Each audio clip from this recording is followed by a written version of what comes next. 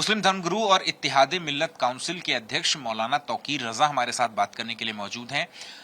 रजा साहब, वक्फ बिल को लेकर के जिस तरीके की सरगर्मियां पूरे देश में जो है वो देखने को मिल रही है, जेपीसी की बैठकें कई बार हो चुकी हैं, अलग अलग राज्यों से प्रेजेंटेशन हो चुके हैं, जेपीसी के कई मेंबर्स जो है वो देश के अलग अलग राज्यों में वक्फ की जो प्रॉपर्टी है उनका मुआयना करने के लिए भी गई हैं। इस पूरे मामले पर क्या रुख है आपका? नहीं, मैं तो ये कहता हूं कि वक्फ बिल की जरूरत क्या है। जेपीसी बनाई गई ठीक है, और जेपीसी मजबूरी में बनाई गई है, वरना अगर उनके इख्तियार में होता तो कोई जेपीसी नहीं बनती, बल्कि वक्फ बिल पास हो जाता। मैं ये समझना चाहता हूं, और सरकार की ये जिम्मेदारी है कि वो ये समझाए कि वक्फ बिल की क्या जरूरत है, क्योंकि तमाम औकाफ सरकार के ही अंडर में आते हैं, उन्हीं के अधिकारी बैठते हैं, और जो ओएम जारी होता है वो सरकारी अधिकारी ही करता है। फिर ये नए बिल की क्या जरूरत है? अगर आपकी नीयत ठीक है, नीयत दुरुस्त है, तो आप सरकार हैं, कहीं आपको लग रहा है कि औकाफ में कुछ गड़बड़ हो रहा है, कोई बदउनवानी हो रही है, तो आपको चाहिए कि आप डायरेक्शन जारी करें, सख्ती से जवाब तलब करें कि ये चीजें आपके यहाँ खराब हो रही, इनको ठीक कीजिए, वरना आपके खिलाफ एक्शन लिया जाएगा। यहां तक तो ठीक है। और अगर वो चीजें ठीक, मैं ये मानता हूं कि कुछ जगह कुछ गड़बड़ी भी होती है, कुछ मुतवल्ली हजरात औकाफ को अपनी जाती जायदाद समझ लेते हैं, ऐसा भी होता है। गड़बड़ क्या? सरकार तो ये कहती है कि वक्फ जो है जमीनों पर दावा करके उसको हड़प लेता है, और एक बार वक्फ ने किसी जमीन पर दावा कर लिया तो फिर वो किसी कोर्ट में भी नहीं जाएगा, सीधे जमीन जो है वो ट्रिब्यूनल के जरिए वक्फ की हो जाती है। ये सारी भी चीजें कही जाती हैं, और बाकायदा बीजेपी के बड़े नेताओं ने और मंत्रियों ने कही है। जिन लोगों ने कही है उनको जानकारी नहीं है। मंत्री होने का मतलब यह नहीं है कि तुम्हें सारी मालूमात है। जिहालत की और बेवकूफ़ी की बात की है, बल्कि उससे भी बढ़कर मैं कहता हूं, उन्होंने मुसलमानों पर सरासर बहतान रखा है। ये झूठी बात है कि हम किसी भी जायदाद पर उंगली रख देंगे या निशान लगा देंगे और बेनामी उसे हम वक्फ डिक्लेयर कर देंगे। औकाफ वो हैं जो वक्फ किए गए हैं, जिनके वक्फनामे मौजूद हैं। वक्फ बाई यूजर वो है जहां जैसे कोई मस्जिद वक्फ बोर्ड में रजिस्टर्ड नहीं है, नमाज वहां होती है, तो वो बाई यूजर वक्फ है। कब्रिस्तान है, बहुत से कब्रिस्तान ऐसे हैं जिनका वक्फ बोर्ड में रजिस्ट्रेशन नहीं है, तो बाई यूजर का ये मतलब है। बाई यूजर का मतलब ये नहीं है कि मैंने आपके घर पे दावा कर दिया तो ये बाई यूजर मेरा हो गया। ये हमारे ऊपर बहतान है। मैं कहता हूं कि वक्फ से अगर जरा सी भी हमदर्दी है हुकूमत को, तो हुकूमत को ये चाहिए कि पहले वो अपनी उस हमदर्दी का इजहार करें, क्योंकि बेईमानी तो उनकी साफ नजर आ रही है। हमारी मस्जिदों पर कब्जा करना, हमारी मस्जिदों को अपने कंट्रोल में लेना, हमारी इबादतगाहों को अपने कंट्रोल में लेना, हमारे कब्रिस्तानों को अपने कंट्रोल में लेना, ये किसी कीमत पर बर्दाश्त नहीं किया जाएगा। अगर वाकई वो हमदर्द है तो पहले उन्हें अपनी हमदर्दी जाहिर करनी चाहिए, और जाहिर करने का ये तरीका है कि जितने औकाफ की जायदादें हैं हुकूमत के कब्जे में, या आसार कदीमा के नाम पर, या इनके दोस्तों के कब्जे में जो है, एंटीलिया जहां बना हुआ है, ये तमाम जायदादें हैं, रिलीज कीजिए, वक्फ बोर्ड के हवाले कीजिए। तो आप ये तो करेंगे नहीं, बल्कि हमारी जो बाकी बची हुई जायदादें हैं उन पर कब्जा करने के लिए, उन पर रिसीवर बैठाने के लिए आप ये तमाम काम करना चाहते हैं। इसीलिए हमने 24 तारीख को रामलीला ग्राउंड में अपना एक प्रोग्राम रखा है, और बिल्कुल अमन व अमान के साथ, शांति के साथ और कानून के दायरे में रहते हुए हम अपनी इन तमाम मांगों को रखना चाहते हैं, और हुकूमत को ये एहसास कराना चाहते हैं कि आप किसी एक धर्म, किसी एक जाति की हुकूमत नहीं है, आप पूरे देश की हुकूमत हैं। आपको पूरे देश के साथ न्याय करना चाहिए। आप पूरे देश के प्रधानमंत्री हैं। आपको मुसलमानों के साथ जो सौतेला रवैया आपका है, ये आपकी छवि को खराब कर रहा है। क्यों सौतेला रवैया? आप क्यों कह रहे हैं कि मुसलमानों के साथ सरकार का सौतेला रवैया है? नहीं है, आपको नहीं नजर आ रहा है। अगर नजर नहीं आ रहा है, अगर आपके कैमरे को नजर नहीं आ रहा है, तो मैं ये कहूंगा कि भाई आप लोग भी कौन सी नजर से देखते हो, मेरी आपको क्यों नजर आ रहा है? अरे तमाम उनकी हर बात से नजर आता है, वो हर बात से ये जाहिर करने की कोशिश करते हैं। अभी उन्होंने कहा कि एक रहोगे तो सेफ रहोगे, ये उन्होंने किससे कहा और क्यों कहा, कहने की जरूरत क्यों पेश आई, किसको किससे खतरा है? मैं ये समझता हूं कि प्रधानमंत्री ने जो बात कही है वो प्रधानमंत्री की हैसियत से ही कही होगी, नरेंद्र मोदी की हैसियत से वो नहीं कह रहे हैं एक रहोगे और सेफ रहोगे। वो अगर हिंदू समाज से ये बात कह रहे हैं तो हिंदू समाज को किससे खतरा है? थोड़े से मुसलमान क्या इनसे खतरा हो सकता है? मौलाना साहब, वक्फ बिल पर आपने अपनी बात रखी, लेकिन कल आपने जयपुर में आप थे और जयपुर में आपने वक्फ प्रॉपर्टी पर ही अपनी बात रखते हुए यहां तक कह दिया कि मुसलमानों लामबंद हो जाओ, एक हो जाओ, दिल्ली का घेराव करो, दिल्ली की सड़कों पर आकर के अपनी ताकत जो है का इजहार करो। तो फिर जयपुर की फिजाओं में ये भी लोग कह रहे हैं कि मौलाना तौकीर रजा ने नफरत का रंग घोल दिया। नहीं, मैं अगर इत्तेहाद की बात करता हूं और एक रहने की बात करता हूं तो मैं नफरत की बात करता हूं। प्रधानमंत्री ने कहा कि एक रहोगे तो सेफ रहोगे, तो मैं पूछता हूं कि किसको किससे खतरा है? मेरा मानना यह है कि लोग ये समझाने की कोशिश कर रहे हैं कि प्रधानमंत्री ने हिंदू समाज को मैसेज दिया है कि एक रहोगे तो सेफ रहोगे, वरना मुसलमान तुम्हें नुकसान पहुंचाएंगे। मैं इस बात का विरोध करता हूं। माननीय प्रधानमंत्री ने जो कहा है वो पूरे देश के लोगों के लिए कहा है, क्योंकि अगर सिर्फ हिंदू समाज के लिए वो कहेंगे तो हिंदू समाज तो अपने आप में इतना बड़ा समाज है कि अगर वो बटे हुए भी हैं तो भी मुसलमानों से तादाद में ज्यादा हैं। दूसरी बात यह कि सरकार भी आप ही की है, पुलिस भी आपकी है, तमाम सैनिक और अर्धसैनिक बल आपके हैं, फिर आपको किससे खतरा है?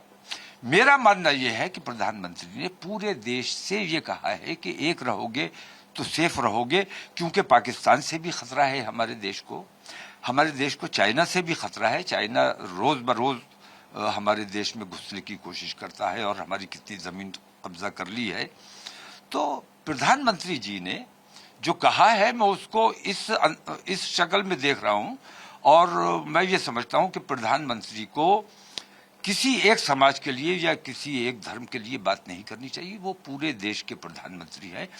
तो हम अपनी तकलीफें, अपनी परेशानियां लेकर आपके सामने आ रहे हैं और हम चाहते हैं कि राजधर्म का आपको एहसास हो, और राजधर्म ये कहता है कि देश के तमाम लोग उनका बराबर का हक है और किसी की हक तलफी नहीं होनी चाहिए। पीएम को आप कह रहे हैं कि राजधर्म का एहसास नहीं है? राजधर्म का पालन नहीं किया जा रहा है, सरासर बेईमानी की जा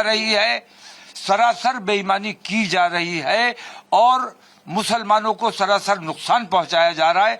अभी जो भारतीय जनता पार्टी ने एक रहोगे तो सेफ रहोगे, इस सिलसिले में भारतीय जनता पार्टी ने नरेंद्र मोदी की इस बात को गलत तरीके से पेश करने की कोशिश की है और ये जाहिर करने की कोशिश की है कि तमाम हिंदू बिरादरियां एक रहेंगी तो सेफ रहेंगी।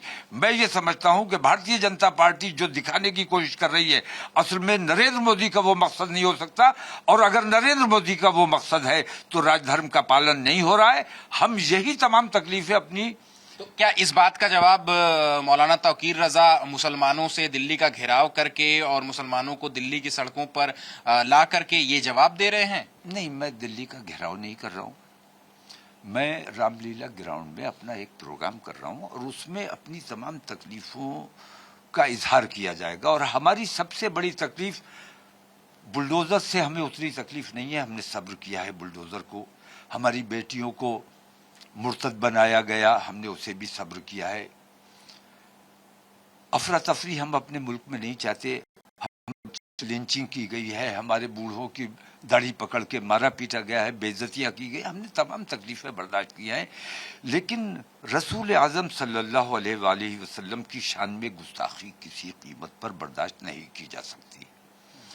तो हमारी सबसे पहली मांग यह है कि जिन लोगों ने गुस्ताखी की है उन लोगों को गिरफ्तार किया जाए और इसी संसद सत्र में पार्लियामेंट को ऐसा एक कानून बनाना चाहिए, ईश निंदा के खिलाफ एक कानून बनाया जाना चाहिए, ये देश हित में है, ताकि कोई भी किसी भी मजहब का कोई किसी के मजहब के खिलाफ टिप्पणी ना कर सके। सख्त कानून बनाया जाना चाहिए। एक है तो ये तमाम मांगे लेकर मैं फरियाद लेकर आ रहा हूं। उसको अगर आप ये कहें कि मैं घेराव करने आ रहा हूं या हमला करने आ रहा हूं, मैं पूरी दयानतदारी के साथ आऊंगा, पूरे अमन व अमान के साथ, पूरी शांति के साथ और कानून के दायरे में। और मैंने अपने लोगों से कह दिया है कि तिरंगा हाथ में लेकर कानून के दायरे में आएंगे, किसी भी कीमत पर कानून अपने हाथ में नहीं लेना है।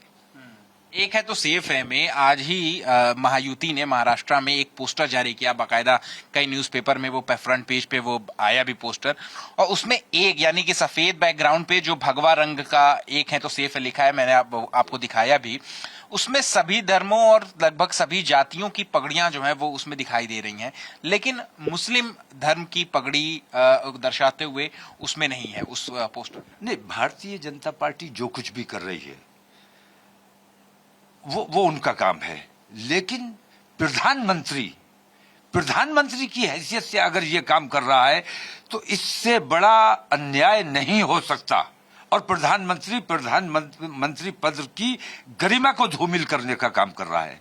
तो हमें ऐसा लगता है, या भारतीय जनता पार्टी ने उनकी ऐसी छवि बना दी है, तो हमें ऐसा लगता है कि राजधर्म का उन्हें एहसास नहीं है। वो एहसास उनमें जगाने के लिए हम 24 तारीख को रामलीला ग्राउंड में पहुंचने वाले हैं। लेकिन मैं प्रधानमंत्री ने जब एक है तो सेफ है की बात कही थी, तो मैं आपको बता दूं कि उन्होंने कांग्रेस पार्टी की आलोचना करते हुए पिछड़े वर्गों को वर्गीकरण ना हो पाए, उनको बांटा ना जा सके, उसके लिए प्रधानमंत्री ने यह कहा था कि एक रहोगे, एक हैं तो सेफ रहेंगे। नहीं, प्रधानमंत्री ने भारतीय जनता पार्टी के उम्मीदवारों के समर्थन में सभा की, तो मैं ये पूछता हूं कि वो एक सपोर्टर की हैसियत से गए थे या प्रधानमंत्री की हैसियत से गए थे? मैं तो ये समझता हूं कि प्रधानमंत्री जब भी, जहां भी, जिस वक्त भी कुछ भी बोलता है तो वो प्रधानमंत्री ही बोलता है। नरेंद्र मोदी नहीं बोलते हैं, पार्टी का अध्यक्ष या पार्टी का नेता नहीं बोलता है। प्रधानमंत्री है तो वो हर वक्त प्रधानमंत्री है, और प्रधानमंत्री को राजधर्म का पालन करना चाहिए। सभी देशवासी उसके लिए बराबर होने चाहिए। एक और नारा है सबसे बड़ा सूबा देश का यूपी के मुख्यमंत्री योगी आदित्यनाथ ने कहा कि बटेंगे तो कटेंगे। आजकल चर्चाएं आम है, ये नारा काफी गूंज जो है वो इस नारे की सुनाई दे रही है। आप कैसे देखते हैं बटेंगे तो कटेंगे नारे? मैं पॉजिटिव थिंकिंग का आदमी हूं और इसको भी मैं पॉजिटिव ही ले रहा हूं, क्योंकि हिंदू समाज के लिए अगर ये नारा होता, मैं तो ये मेरा नारा है, ये मेरा नारा है। ये हमेशा से मैं एक रहोगे तो नेक रहोगे, ये हम हमेशा से पिछले 25 साल से मैं इत्तेहाद मिल्लत चला रहा हूं, और मैं यही बात कहता हूं कि तमाम लोगों को मुत्तहिद रहना चाहिए, और इत्तेहाद जिंदगी है और इख्तिलाफ मौत है। वही बात माननीय हमारे योगी आदित्यनाथ जी ने कही है। तो मेरा मानना यह है कि वो ये बात हिंदू समाज के लिए नहीं कह सकते। मुस्लिम समाज कमजोर है और इन्होंने भस्मासुर पैदा कर दिए हैं अपने समाज में, जो कहीं चेतन सिंह की शक्ल में नजर आते हैं, जो कहीं अभी जैसे आपने देखा बहराइच में एक बच्चा, तो इन लोगों ये लोग जो है ये इन्होंने भस्मासुर पैदा किए। अब इन्हीं को नुकसान पहुंचाने का काम हो रहा है। तो उन्होंने हिंदू समाज से कहा है कि एक रहोगे तो सेफ रहोगे, बटोगे तो कटोगे। और मुसलमान बटा हुआ होता है तो काटा जाता है और काटा जा रहा है। मैं मुसलमानों की बात नहीं करता, मैं अपने देश की बात करता हूं और देशवासियों की बात करता हूं। मैं हिंदू समाज की हमदर्दी की बात करता हूं। जैसे चेतन ने 3 लोगों को सरकारी बंदूक से मार डाला, वो 3 तो मर गए, उनका छुटकारा हो गया। हर एक को मरना है, आज नहीं तो कल मरना है। लेकिन चेतन को उससे क्या फायदा हासिल हुआ? चेतन की नौकरी भी गई, वो जेल में भी पड़ा हुआ है, और उसका पूरा परिवार किस तकलीफ से गुजर रहा होगा ये मैं समझता हूं। मैं उनके परिवार के उस गम में भी शरीक हूं, लेकिन वो नफरतें उसके दिमाग में कहां से आई? वो इन्हीं लोगों ने भरी हैं। जैसे अभी बहराइच का जो वाकया हुआ, एक बच्चा छत पे चढ़ गया, रामगोपाल मिश्रा, अब उसके साथ जो कुछ भी हुआ, उसने जो कुछ भी किया, क्या झंडा फहराने की सजा गोली मार देना? नहीं, मैं ये नहीं कर रहा हूं। मैं ये कर रहा हूं कि किसी के घर पे आप चढ़ जाओगे, किसी के घर में घुस जाओगे, तो वो अच्छा वो आपको हार पहनाएगा? अच्छा, किस नियत से गए थे आप? क्या नियत थी आपकी? मैं उसकी हिमायत नहीं कर रहा हूँ। उसकी मौत हुई, मैं उसके परिवार के गम में बराबर के शरीक हूँ। मैं वही बात कह रहा हूँ कि उसके दिल में नफरतें किसने भरी, किस वजह से, किस लोगों ने उसे वो छत पे चढ़ने पर मजबूर किया और झंडा लगाने पे मजबूर किया। उसकी मौत हो गई, उसकी मौत, मैं उसके गम में बराबर के शरीक हूँ और उसकी मौत की मजम्मत करता हूँ। कत्ल किसी बात का हल नहीं है। लेकिन अब मैं ये कहता हूं कि वो बच्चा मारा गया, उसके घर वाले किस तकलीफ में होंगे, उसके घर वालों के गम में हमें शरीक होना चाहिए।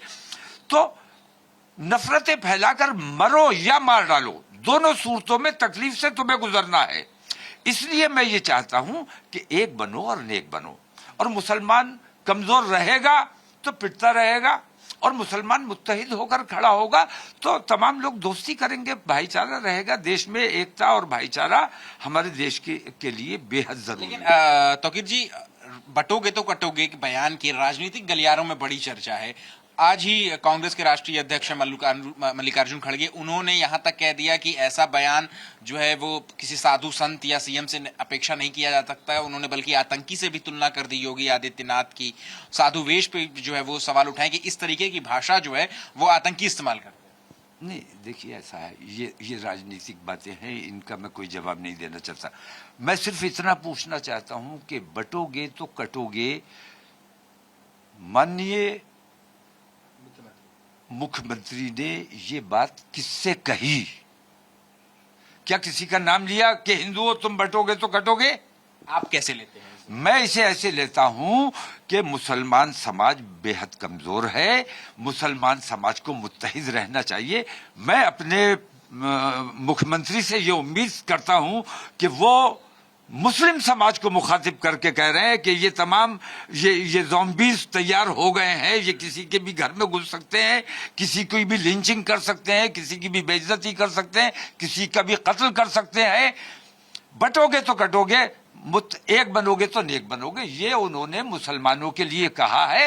हिंदू समाज इसे जैसे चाहे ले, पार्टी जैसे चाहे ले, मैं नहीं मानता, क्योंकि मेरा मानना यह है कि योगी आदित्यनाथ पूरे उत्तर प्रदेश के मुख्यमंत्री हैं, किसी एक समाज के मुख्यमंत्री नहीं है। बहुत शुक्रिया आपका। ठीक है, एक आखिरी सवाल है मेरा कि और आज बीजेपी के अल्पसंख्यक मोर्चा के अध्यक्ष जमाल सिद्दीकी, उन्होंने अपील की है होम अफेयर से, सरकार से अपील की है कि all India Muslim personal law board में से जो बोर्ड शब्द है वो हटा दिया जाए। वो बहुत मिसलीडिंग होता है क्योंकि ये संस्था पूरे मुसलमानों का प्रतिनिधित्व जो है वो नहीं करती है। अगर all India Muslim personal law board ऐसा नहीं करता है तो फिर सरकार से प्रतिबंध लगाने की भी मांग की जाएगी। नहीं, मेरी समझ में बात नहीं आई किसने क्या कहा है। All India Muslim personal law board पिछले 50-60 साल से काम कर रहा है।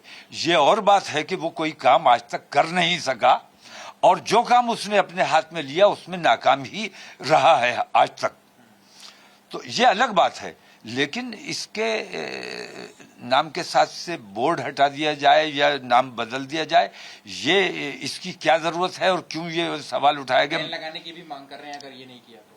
नहीं, मेरी समझ में नहीं आ रहा है कि ऐसा क्यों किया और क्यों करना चाहते हैं बैन लगाने की बात। बैन तो मुसलमानों ने लगाया हुआ है। 25 करोड़ ईमेल्स जो पहुंचे हैं वो औकाफ की हिमायत में पहुंचे हैं, वो ये पर्सनल लॉ बोर्ड के हिमायत में नहीं पहुंचे हैं। पर्सनल लॉ बोर्ड को ये नहीं समझना चाहिए कि ये 25 करोड़ लोग उनके फॉलोअर्स हैं। वो औकाफ की हिमायत में उन्होंने ईमेल की है। ठीक है, शुक्रिया बात करने के लिए। कैमरा पर्सन राजेश कुमार मीना के साथ Ahmad Bilal, ABP News, Delhi. For exclusive and insightful videos, subscribe to our new channel ABP Live Premium.